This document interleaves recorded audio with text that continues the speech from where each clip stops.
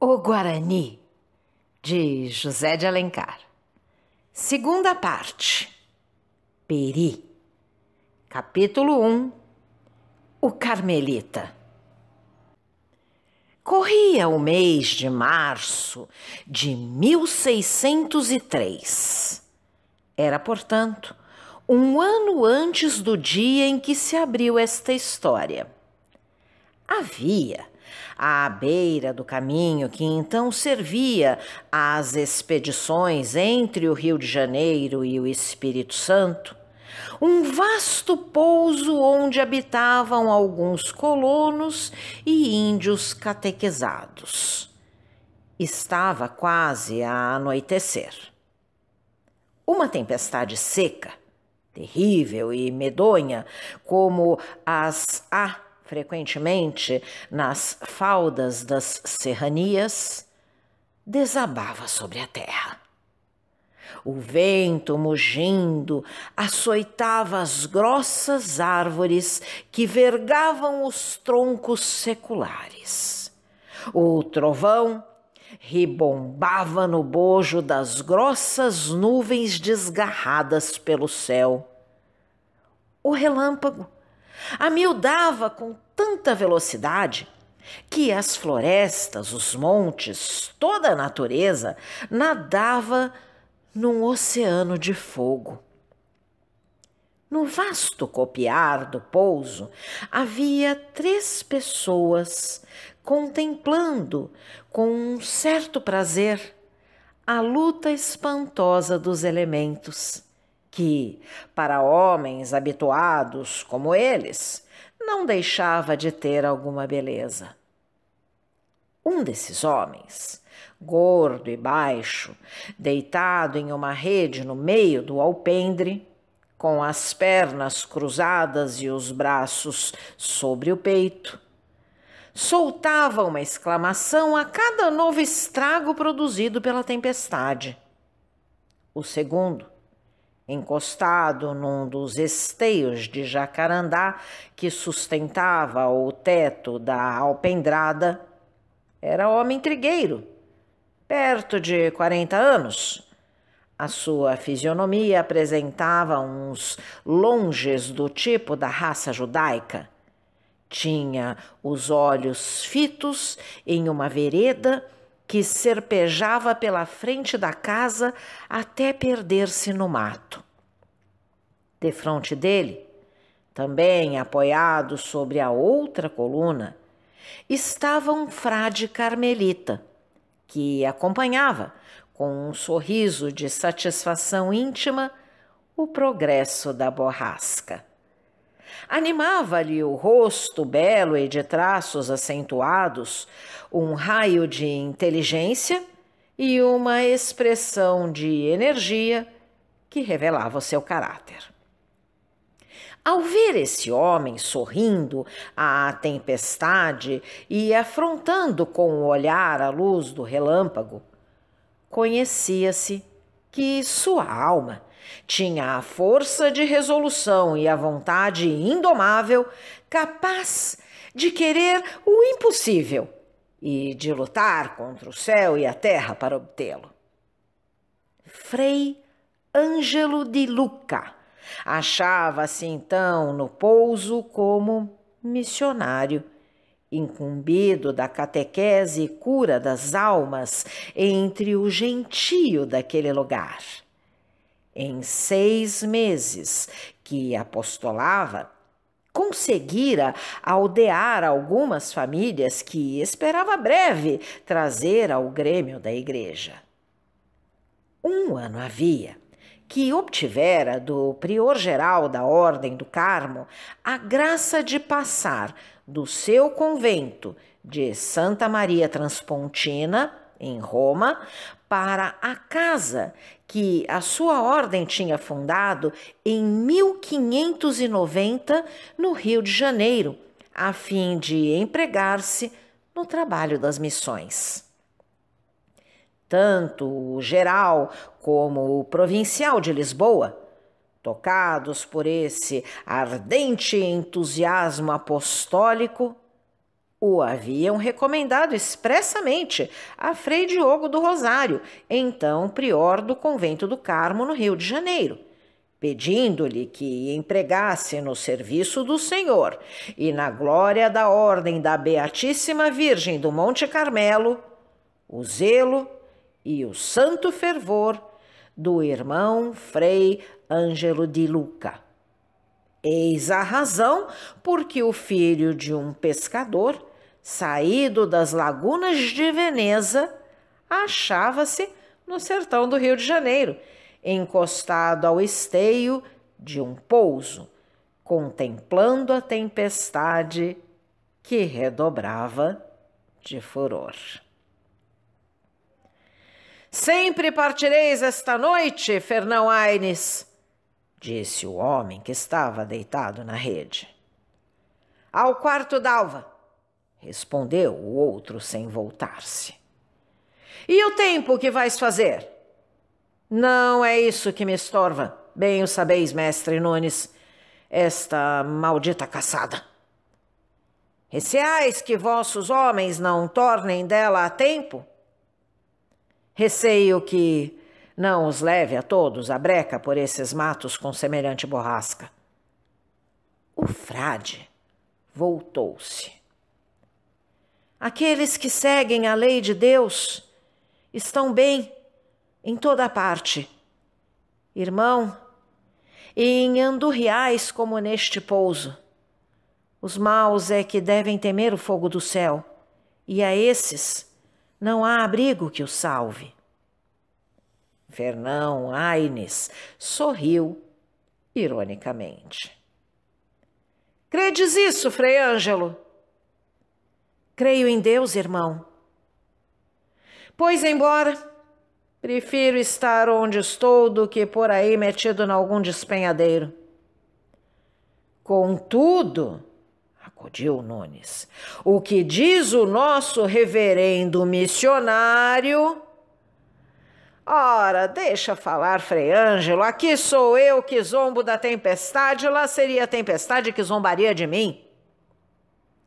Fernão Aines! Exclamou Nunes. Maldita lembrança de caçada! Murmurou o outro sem atendê-lo. O silêncio se restabeleceu. De repente, uma nuvem abriu-se. A corrente elétrica, enroscando-se pelo ar como uma serpente de fogo, abateu-se sobre um tronco de cedro que havia defronte do pouso. A árvore fendeu-se desde o olho até a raiz em duas metades. Uma permaneceu em pé, esguia e mutilada.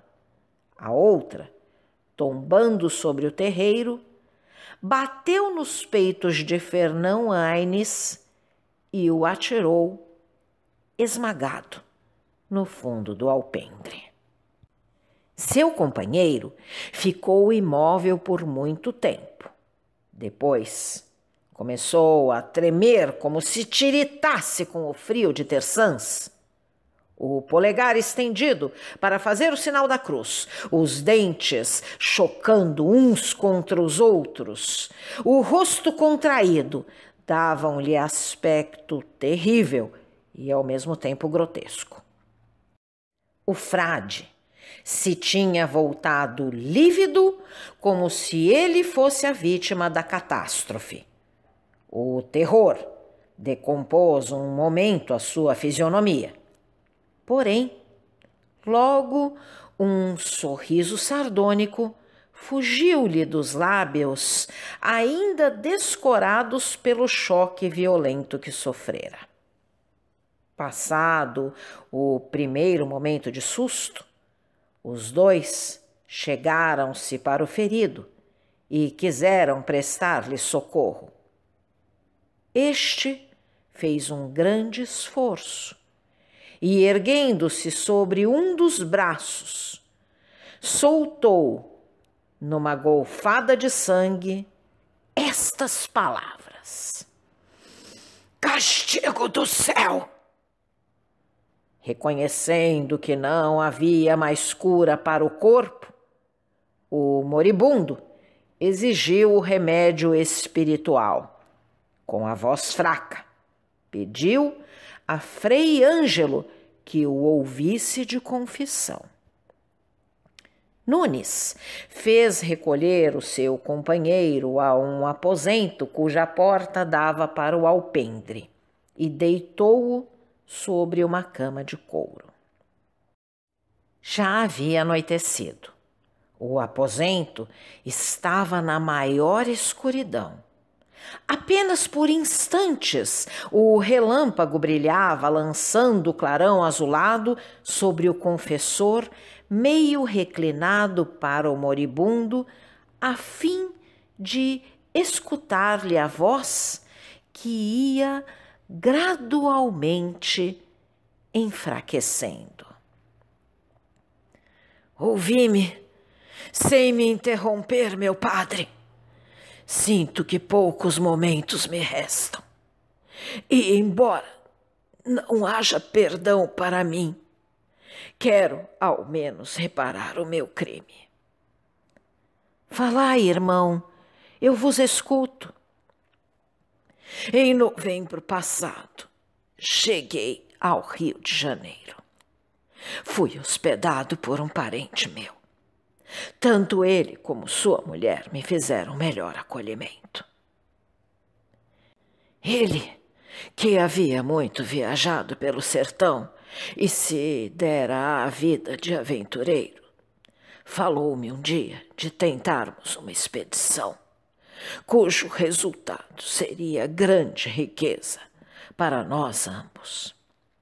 Por diversas vezes nos entretivemos sobre esse objeto, até que abriu-se inteiramente comigo.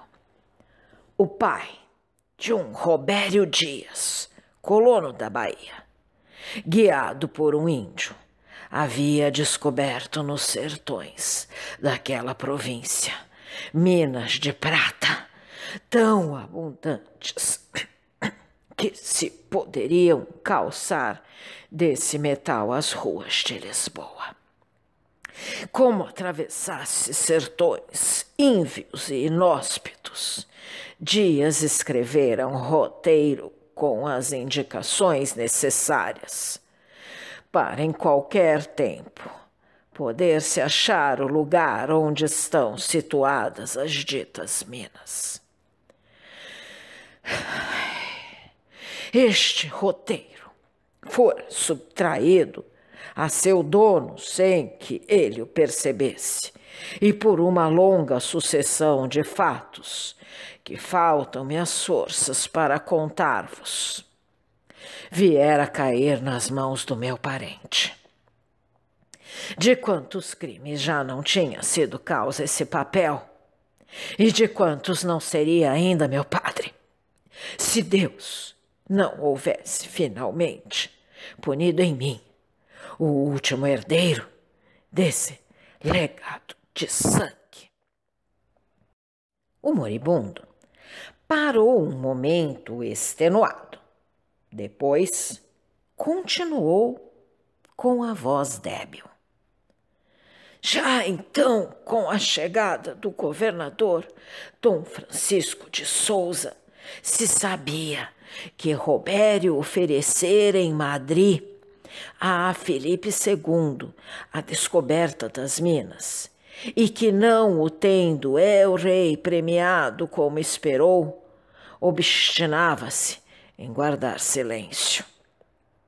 A razão desse silêncio, que se atribuía geralmente ao despeito, só a sabia meu parente, em cujas mãos parava o roteiro. Robério, chegado às Espanhas, se apercebera do roubo que lhe haviam feito e quisera, aos menos, lograr o prêmio. O segredo das minas, a chave dessa riqueza imensa que excedia todos os tesouros do Miramolim, estavam nas mãos do meu parente, que, necessitando de um homem dedicado que o auxiliasse na empresa, julgou que a ninguém melhor do que a mim podia escolher para partilhar os seus riscos e esperanças. Aceitei essa meação do crime, esse pacto de roubo, meu padre. Foi o meu primeiro erro. A voz do aventureiro tornou-se ainda mais sumida.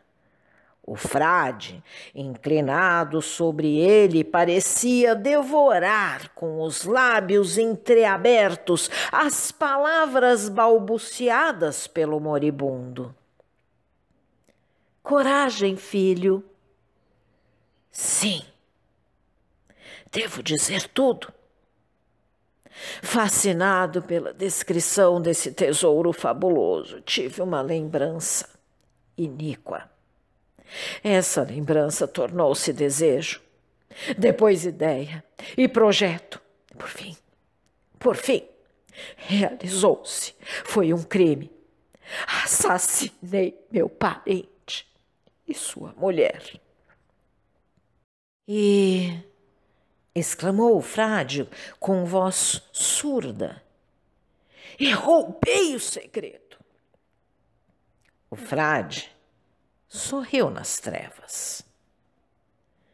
Agora só me resta a misericórdia de Deus e a reparação do mal que fiz.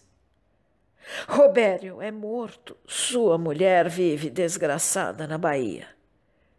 Quero que este papel lhe seja entregue. Prometeis, frade Ângelo? Prometo. O papel está oculto. Onde? Nesta. O moribundo agonizava. Frade Ângelo, debruçado inteiramente sobre ele, com o ouvido colado à sua boca, onde borbulhava uma espuma vermelha, com a mão sobre o coração para ver se ainda palpitava, parecia querer reter o último sopro da vida, a fim de tirar dele uma palavra ainda. Onde? Murmurava de vez em quando o frade com a voz cava. O enfermo agonizava sempre. Os soluços extremos da vida que se apaga como a lâmpada que bruxuleia agitavam apenas o corpo enregelado. Por fim, o frade viu-o levantar o braço hirto, apontando para a parede, e sentiu os seus lábios gelados e convulsos que tremeram, lançando no seu ouvido uma palavra que o fez saltar sobre o leito. Cruz! Frei Ângelo ergueu-se, circulando o aposento com a vista alucinada. Na cabeceira da cama havia um Cristo de ferro sobre uma grande cruz de pau tosca e mal lavrada. Com um movimento de raiva, o frade apoderou-se da cruz e quebrou-a de encontro ao joelho.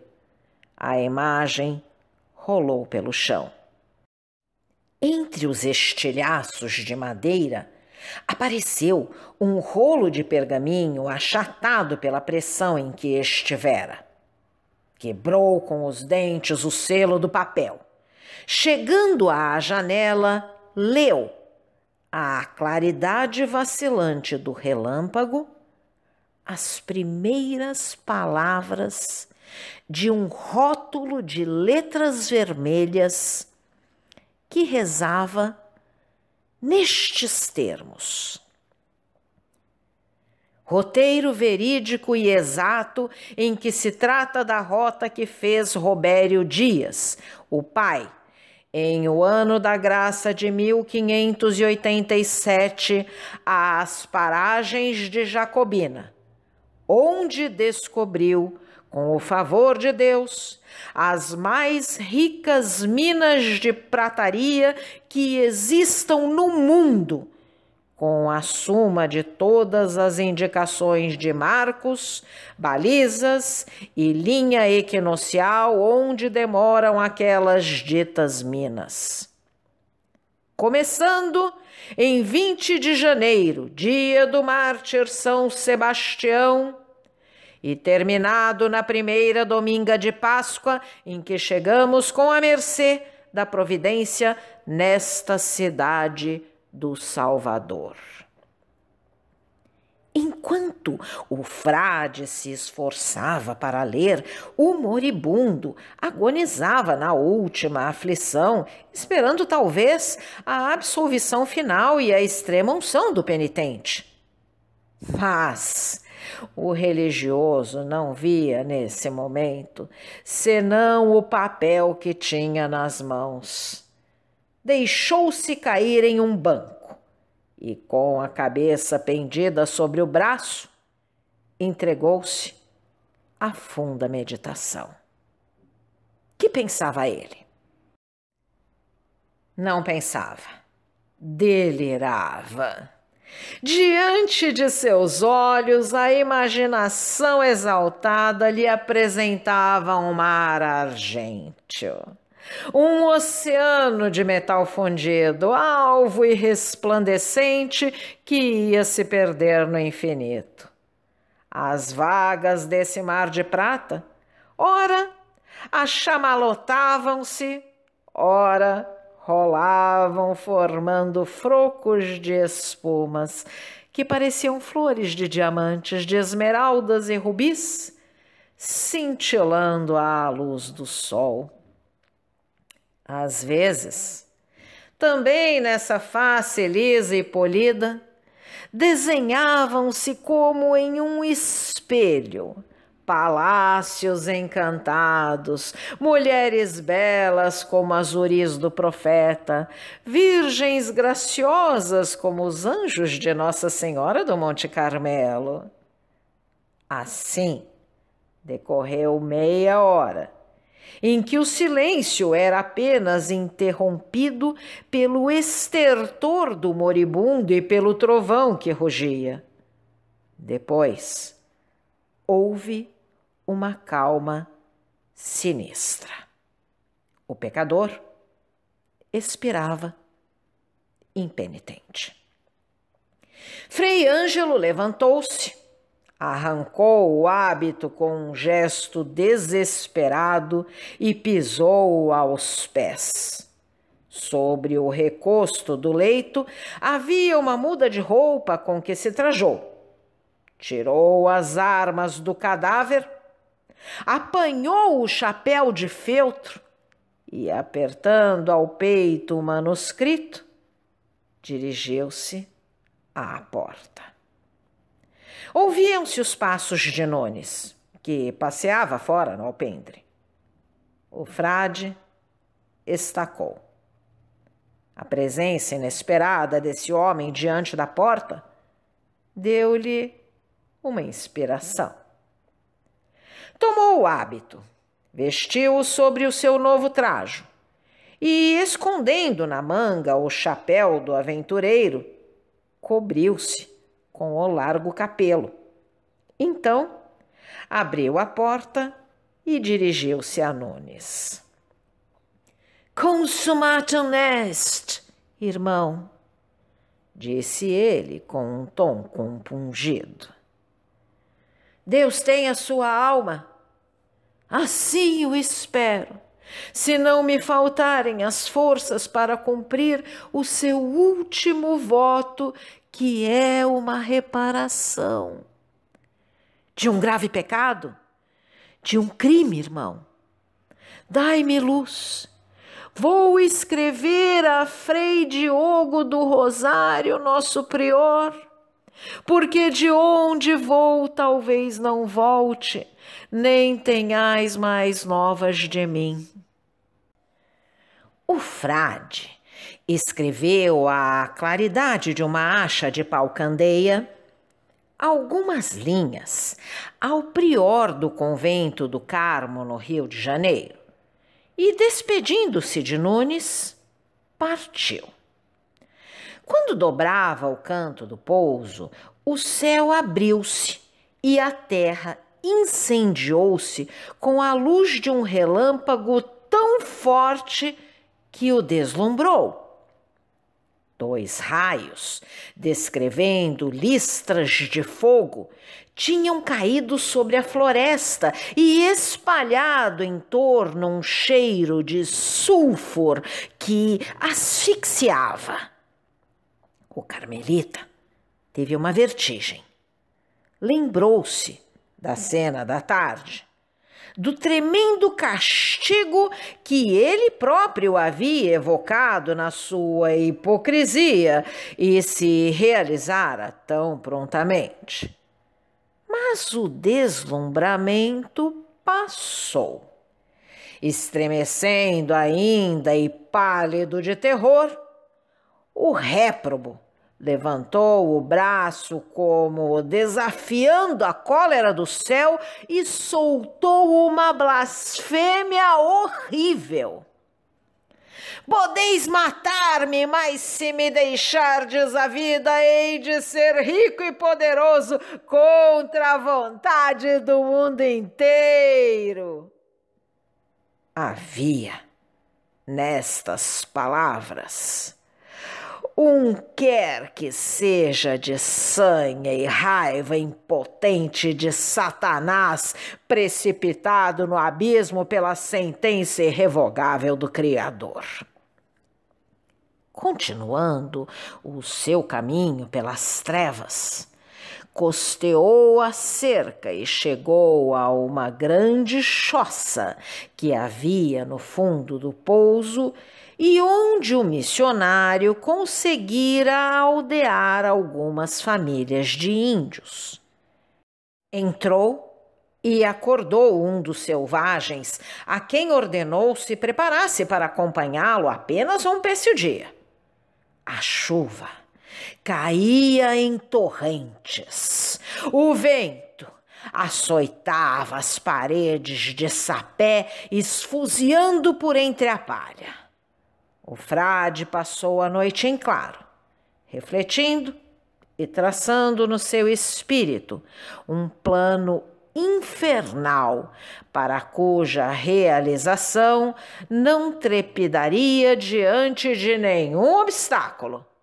De vez em quando, levantava-se para ver se o horizonte já se iluminava. Finalmente, veio o dia. A tempestade se tinha desfeito durante a noite. O tempo estava sereno.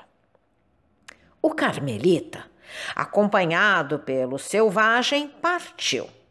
Vagou pela floresta e pelo campo em todas as direções. Alguma coisa procurava. Ele avistou, depois de 2 horas, a touça de cardos junto da qual se passou a última cena que narramos. Examinou-a por todos os lados e sorriu de satisfeito. Trepando a árvore e escorregando pelo cipó, entraram ele e o selvagem na área que já conhecemos. O sol tinha nascido há pouco. No dia seguinte, por volta de 2 horas da tarde, saiu deste lugar um só homem. Não era ele o frade nem o selvagem. Era um aventureiro, destemido e audaz, em cuja fisionomia se reconheciam ainda os traços do carmelita Frei Ângelo de Lucca. Este aventureiro chamou-se Loredano. Deixava naquele lugar e sepultado no seio da terra um terrível segredo. Isto é, um rolo de pergaminho, um burel de frade e um cadáver.